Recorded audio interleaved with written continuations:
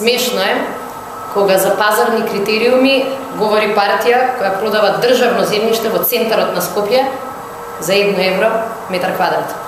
Смешно е владеачката партија чии функционери ги кријат своите станови од анкетните листови да ги напаѓа сите оние кои уредно, согласно законот, целосно и во потполност ги објавуваат и својот имот и своите приходи. Меѓутоа, бидејќи денеска владеачката партија проба да игра со математика, би сакала да одговорам на сличен начин. Добро би било партијата која што зборува само за транспарентност и отвореност да не информира каква е пазарната логика за трошење 25 милиони евра за медиумски кампањи согласно извештајот на ОПСЕ ОДИХР или 68.000 евра дневно пари на граѓаните на Република Македонија за себе рекламирање во омилените телевизии и медиуми. Добро би било власта или владеачката партија да ни објаснат пазарната логика за тендер кој министерот за здравство го подпишал со фирма без ниту еден вработен, но во износ од ни повеќе или помалку од 1 милион евра или 170.000 денари дневно. Добро би било владата и владеачката партија кои што зборуваат за транспарентност да кажат дали истата транспарентност ја барале и од својот вице-премиер Пешевски, кој објавил во својот анкетен лист согласно менаџерскиот договор кој тој го имал од премнина од над 260.000 евра. За жал, за овие прашања владата континуирано молчи.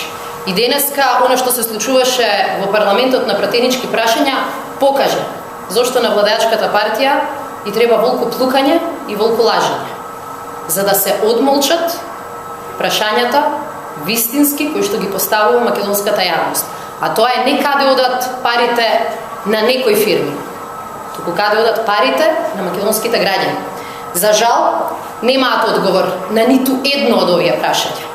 И денеска беше јасно дека цела оваа кампања на плукање е само желба да се избегне одговорноста од еден тендер, каде што министерот за здравство беше фатен и во криминал, и во корупција. Денеска тоа го призна и министерот за здравство, кој тврди дека го раскинал овој договор.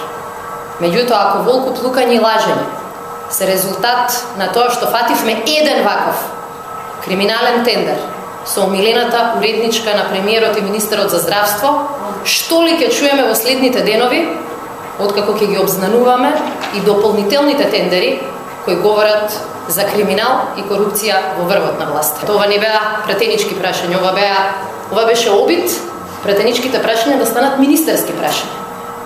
Зошто? Заради тоа што министерот за здравство заедно со премиерот не сакаат да говорат како е возможно 1 милион евра или 170.000 денари дневно да завршувале во джебот на нивната омилена уредничка од нивната омилена телевизија. И кога не сакате да дадете одговор на прашањето каде одат не парите ваши само, не парите нивни лични, туку парите на сите граѓани на оваа држава, тогаш ќе зборувате за приватни фирми. Затоа што одговорот боли. Целата оваа кампања, како и кампањата која што со милиони евра се плаќа за оцрнување на опозицијата, доаѓа од джебови на македонските граѓани. Владеачката партија молчи. Колку пари таа дава за оваа црна кампања? Владеачката партија молчи за тоа кој ќе носи одговорност за милионскиот тендер на Ивона Талевска. Власта молчи за тоа зошто нејзини функционери го кријат својот имот.